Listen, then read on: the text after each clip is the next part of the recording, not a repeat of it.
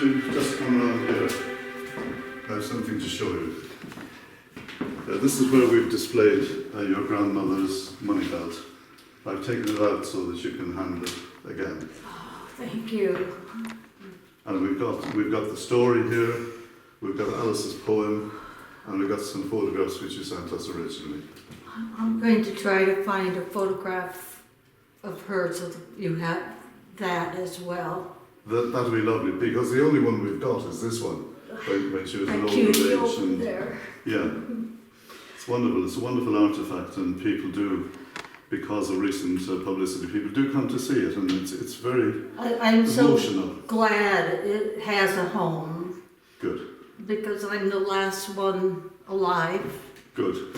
Well, good that you're still alive. But I'm still alive. Yes. Still alive and kicking, and she would be. Well, she was some woman. She was one very special lady. To be honest, having learned her story recently, and we're delighted to have this artefact here.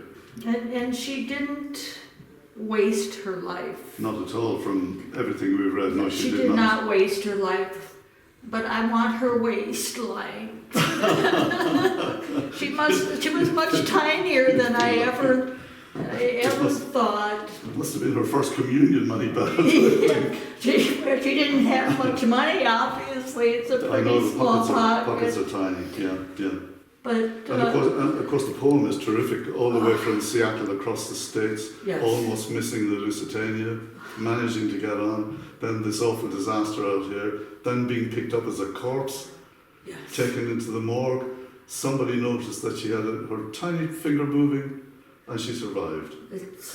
And the first thing she saw when she woke up was what? A dirty ceiling. A dirty ceiling in Cove. A dirty ceiling. Yeah. Yes, wonderful. And I know she made this because she was a tailor. Yes, and there's no shop label on it, so that does make sense. And of course we've used, for another surprise, to upset you again later on today, we've used the last verse of that poem that she wrote, and I'll show you later on what we've done with it. Thank you. The last verse is very poignant even today, and maybe even especially today. Absolutely. It's kind of in America. Yeah. There was no place for me to have this put. I'm glad that at least this particular piece has come back to the old head of Kinsale. Yes. Too much stuff has gone to America, but Americans were involved too. But not that many, but Americans were involved. Not as much. Although she did spend her life keeping her story and the story alive. Yes. Because she would go into schools and talk about it with the school children. And now we're getting so far apart, and they're so... It's 107 years today. They were, at this time, 107 years ago, they were just coming out of the fog.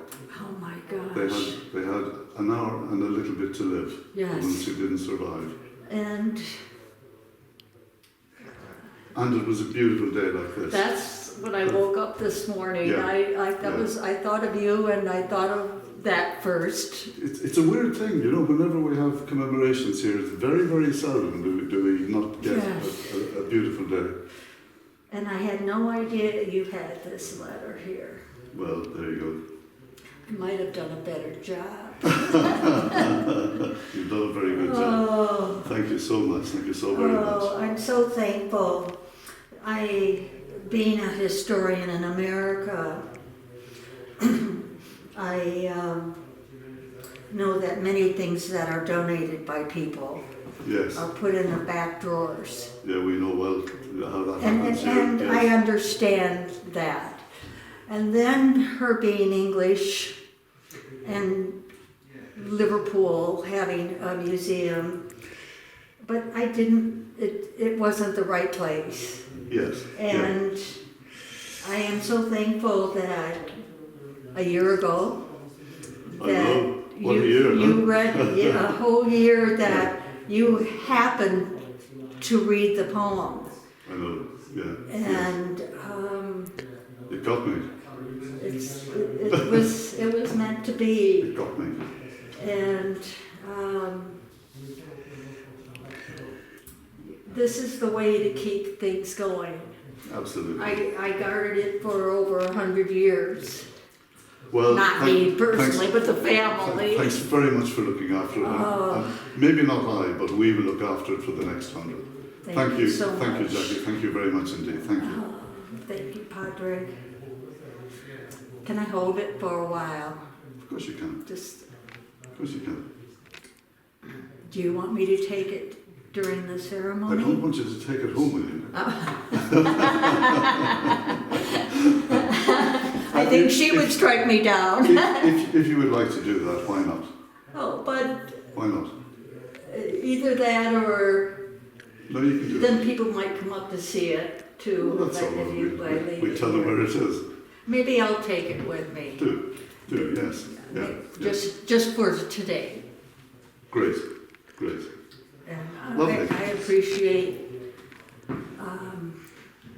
the hard work of volunteers who are keeping this story alive. Yes, and we are volunteers. We know that this whole project here, the building that you're standing in now, was opened officially, having been refurbished, was opened officially on the centenary of the sinking of Lusitania. That was the official. Exactly. We had two ceremonies here on the same day. We had one outside at, the monument out on the Right. roadside. And then we came in here and officially opened this. And then 2 years later, in 2017, we inaugurated the Lusitania Memorial Garden, Right. which I don't think you've read the wave Not sculpture yet. And there's a big surprise down there for you as well. So we get you going again. You know, and it was like a dream that I never thought would come to fruition. I know it was your wish. I know it was your wish to come. Yeah. And I was glad to have a home. Yes. And all this extra that you have done. And it was a pleasure to take you to Cove yesterday as well, which is also part of the story. I mean, we've got our story here. Right. Cove was kind of headquarters of Kinsale at the time, Right. and all the bodies and all the survivors were taken back there. Even some who might have been taken into Kinsale, which is much closer. Right. So the 2 hours difference, 2.5, 3 hours difference, did probably lose some people that may not have been lost. Right. But who knows? Who will know? And there's no complaint about that now. But it's staying alive, and that's important. You know, there's only probably a handful of us that actually heard the story firsthand. Well, you heard it firsthand from sitting on your grandma's knee. Yeah. That's And she used extraordinary to to- be so, after so long, for somebody to be so close to it is quite extraordinary. Yeah. But there aren't that many. And you know, this exchange has been a major gift for me, not just because now I know it has a permanent home, but it's caused me to do a lot of reflection. It's caused, because she was something else. She was, well, she reading the was story of her something. life afterwards. yes, she never took her life for granted, and I never realized until I started doing things how much impacted my Yes. life. Yeah. And now looking back, I can say I was a lot like her. You've got some of her guts, I think, some of her courage. I would give I'm sure you give do. anything to talk to her as an adult. Yeah, yes, I know. Aren't we all the same though? You know, Yes. the things we didn't ask, and let us remember that we must pass on whatever bit of knowledge Absolutely. and whatever bit of knowingness we've got, that we really ought to pass it on. And what the community is doing here, and then trying to do as far as building a new museum. Absolutely, yes. And the wave wall and the gardens and those types of things.